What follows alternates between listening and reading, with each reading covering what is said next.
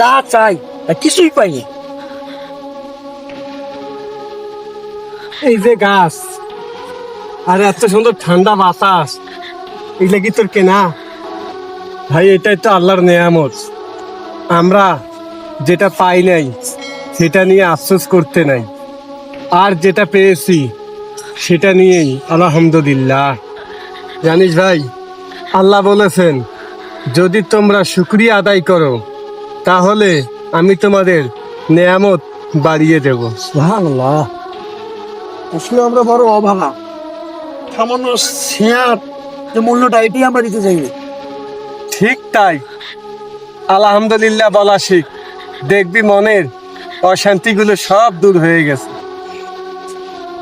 আরে ভাই যা নাই তা নিয়ে আফসোস করিস না, সবকিছুতেই আলহামদুলিল্লাহ। আলহামদুলিল্লাহ।